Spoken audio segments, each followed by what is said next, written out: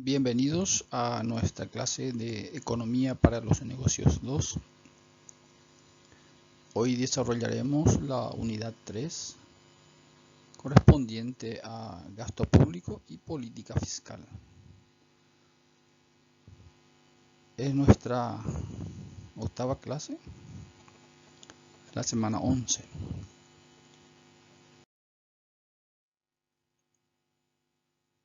Bueno, el gasto público también tiene su clasificación. Primero veamos el gasto corriente. Corriente dice, es decir, lo que cada periodo se debe gastar, ¿verdad? Destinado a las operaciones más básicas del Estado. ¿Esto qué quiere decir? Salario de funcionario, prestación de determinados servicios públicos.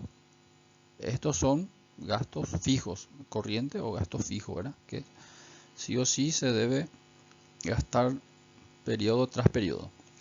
Después tenemos los gastos de capital, destinados a la obtención de activos. Esto ya se refiere a infraestructura, aumentar la capacidad productiva del país, compra de trenes, aviones, construcción de carreteras, barcos. Después tenemos gasto de transferencia, destinado a la ayuda de familia o empresas.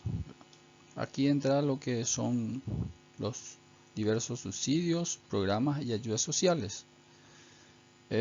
Lo que actualmente estaba en el mes pasado estaba realizando el desembolso para ayuda de Putimó y de Ñangarecó por parte del gobierno se encuadra dentro de lo que es el gasto de transferencia, ¿verdad? Porque son ayudas sociales, programas de ayuda social. Bueno, después tenemos gasto de inversión. Tiene como objetivo crear, aumentar, mejorar o sustituir el capital público ya existente, ¿verdad? Es decir, tenemos déficit de infraestructura, entonces el gobierno invierte en ella o mejora lo que ya existe, ¿verdad? Si tenemos un aeropuerto y ese aeropuerto es pequeño, entonces se mejora, se agranda o se le hace una reforma. Y tenemos ejemplo, adquisición o producción de bienes instrumentales o de capital, ¿verdad? Que incrementen el activo fijo del Estado. Bueno, sigamos entonces. También el gasto público tiene sus fines y objetivos, ¿verdad? Es decir, ¿para qué se realiza el gasto público? ¿Para qué y por qué, verdad? ¿Por qué y para qué? Bueno, el gasto público tiene la finalidad de, primeramente, distribuir y redistribuir la riqueza, ¿verdad? En un mercado de economía abierta o de competencia perfecta, donde el gobierno se inmiscuye menos o mete menos la mano en la economía, digamos, ¿verdad? Ese debe ser la finalidad del gasto público, ¿verdad? También mejorar el acceso a la salud de los ciudadanos, asegurar la justicia y la seguridad, mejorar el empleo, fomentar el crecimiento económico, ese sí es fundamental también, a través de la política fiscal, salvaguardar el medio ambiente, también a través de oficinas o secretarías esparcidas por el país, permitir el acceso a la educación mediante el Ministerio de Educación, fomentar la educación básica gratuita y obligatoria y que se cumpla, eso no en los papeles, ¿verdad? También garantizar una vida digna de los ciudadanos. Y por último, también, no menos importante, también invertir en las fuerzas públicas, las Fuerzas Armadas, la Policía Nacional, aunque muchos piensen que el gasto en estas instituciones son inocuas, ya en la actualidad el gobierno necesita de las fuerzas públicas. Imagínense un país como el nuestro, con nuestra cultura, que no tenga una policía nacional o una fuerza armada y se habría venido esta pandemia. ¿Cómo el gobierno iba a imponer su autoridad o lograr lo que se está logrando actualmente con que la gente sea, digamos, obediente a la exigencia de los decretos presidenciales?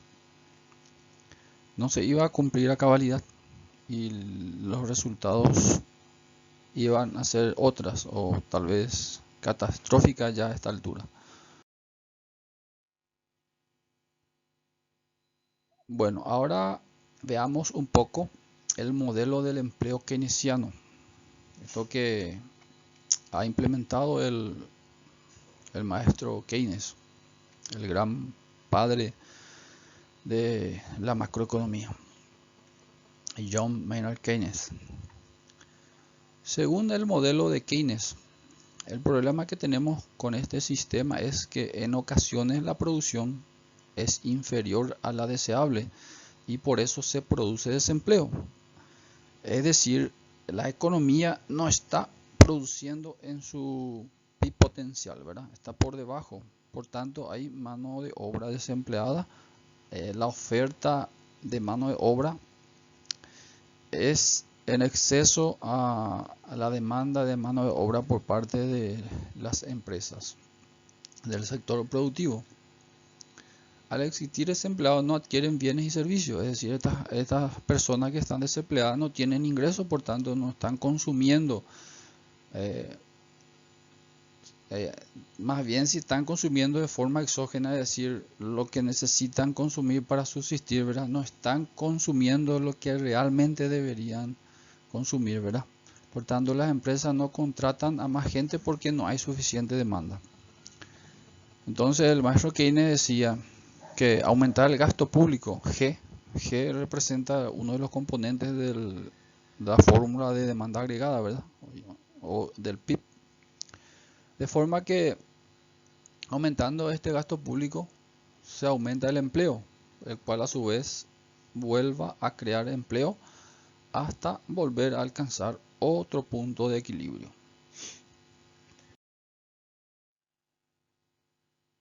Bueno, veamos entonces la teoría ahora del maestro Keynes sobre el gasto público.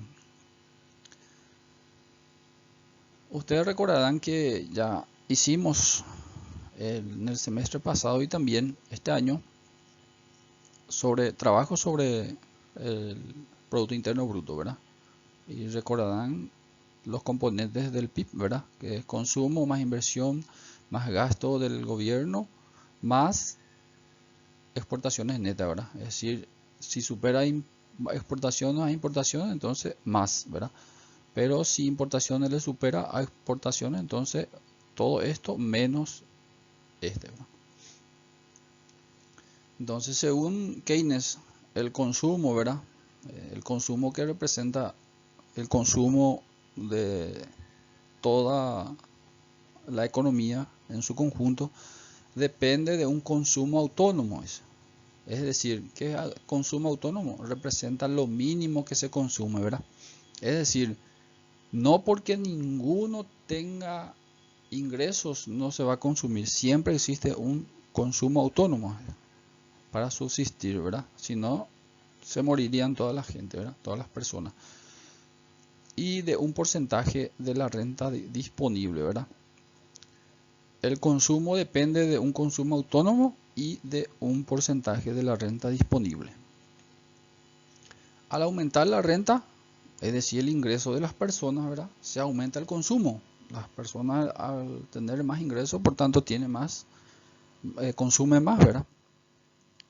Y por tanto, que esto, al consumir más, la producción, la demanda agregada, se expande, ¿verdad?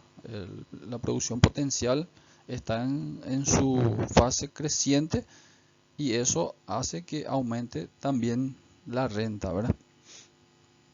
Es todo un flujo circular en la economía, un efecto multiplicador. Llega a un punto en el que se encuentra en equilibrio en el círculo y la economía se estabiliza.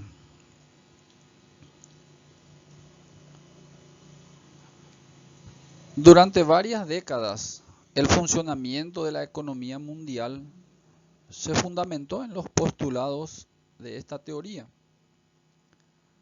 hasta que en el mundo apareció un nuevo fenómeno, que es la estanflación, una combinación de inflación con estancamiento económico, ¿verdad?